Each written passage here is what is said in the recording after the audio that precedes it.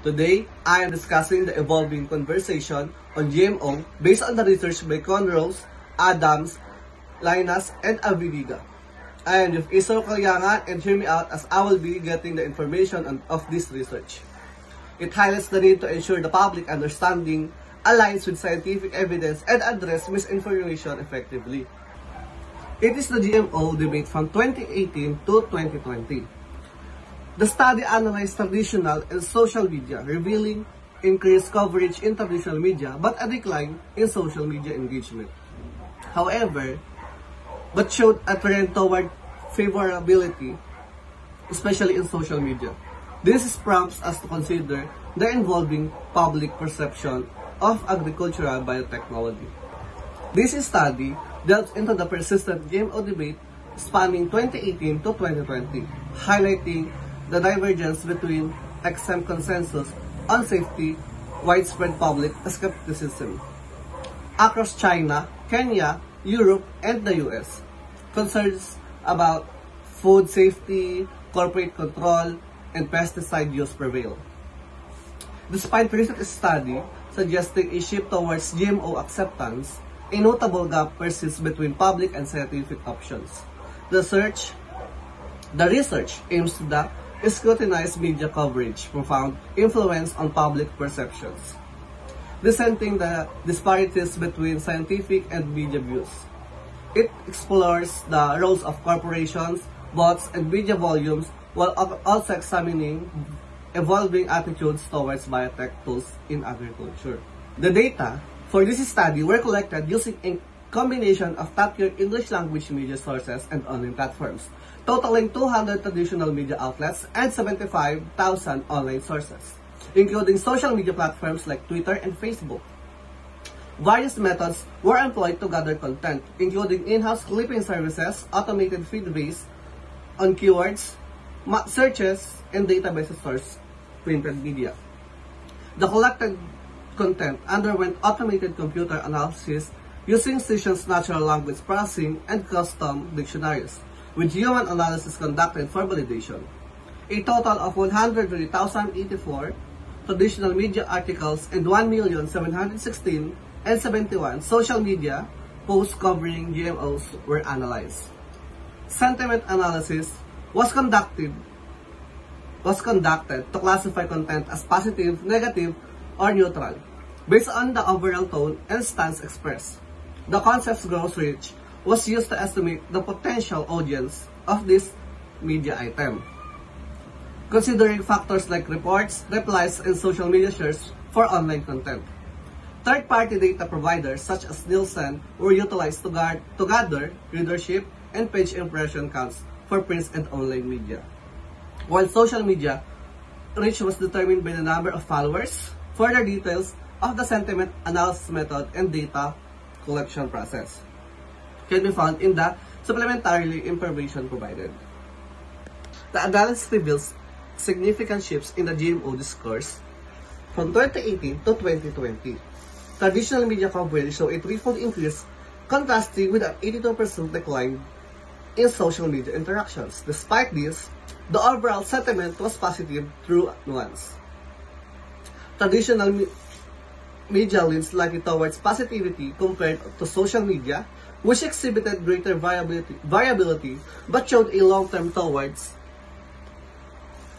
favorability. The influence of Monsanto drove negative perceptions, while Twitter bots added complexity. Geographically, Africa and South Asia presented distinct perspectives. These findings highlights the evolving nature of GMO's discourse. In the social media discourse surrounding biotechnology, particularly GMOs, this analysis overcome previous limitations in data sampling by providing a comprehensive overview of the entire English language debate. By integrating social media with traditional media coverage, it has light on the influential role of media framing in shaping public opinion.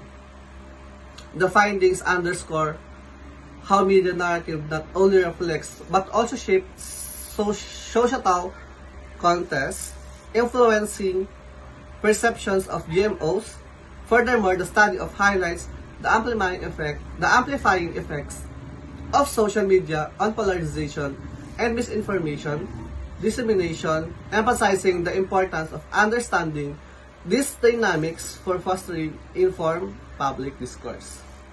In dissecting the media landscape, traditional media emerged with a predominantly neutral or positive stance, showing a subtle inclination towards favorable coverage over time. Conversely, social media exhibits a silent trajectory towards positive discourse on GMOs. Juxtaposed against the declining trend in traditional media volume and constructing detachment from mainstream news influencers.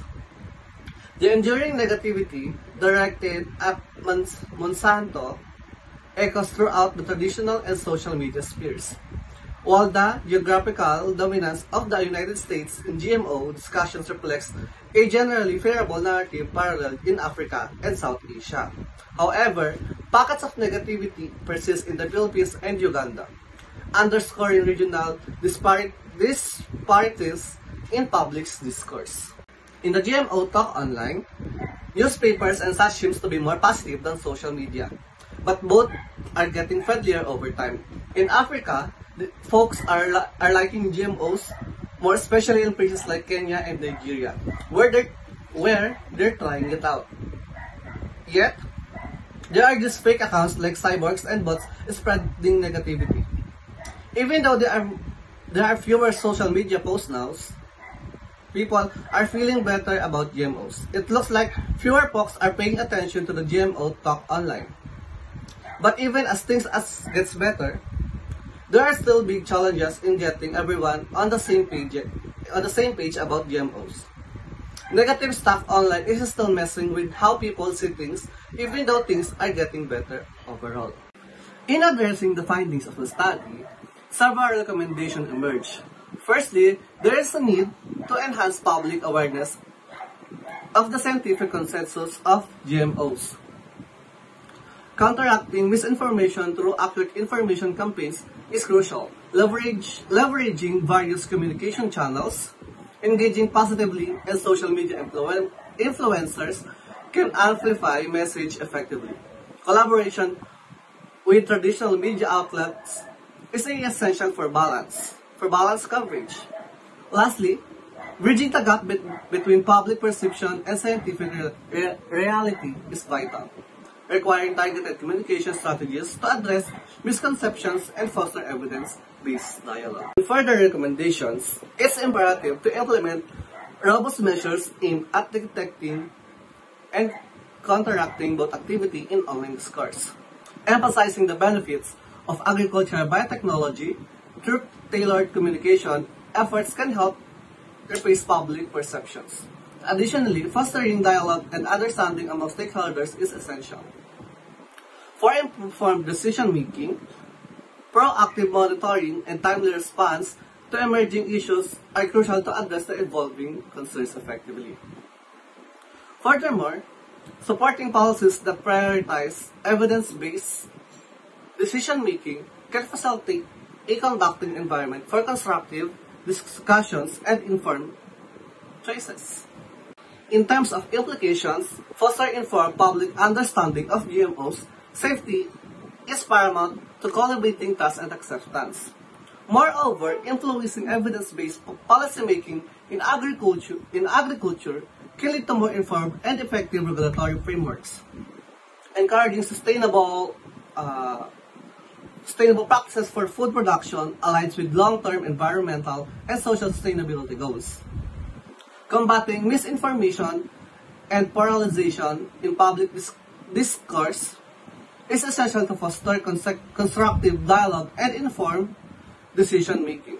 Additionally, contributing to global efforts in ensuring food security underscores the importance of leveraging biotechnology to address global challenges and related to hunger and nutrition. Now, from what I have learned in the study, reflecting in the implications highlighted in the study, is evident that addressing misinformation and fostering informed dialogue are paramount in shaping public perception. of agricultural biotechnology by fostering an informed understanding of GMO safety. It can cultivate trust and acceptance among the public. Furthermore, influencing evidence-based policymaking in agriculture is crucial for developing effective regulatory frameworks and prioritize safety and innovation. Encouraging sustainable practices for food production aligns with our long-term environmental and social sustainability goals, promoting resilience and resource efficiency.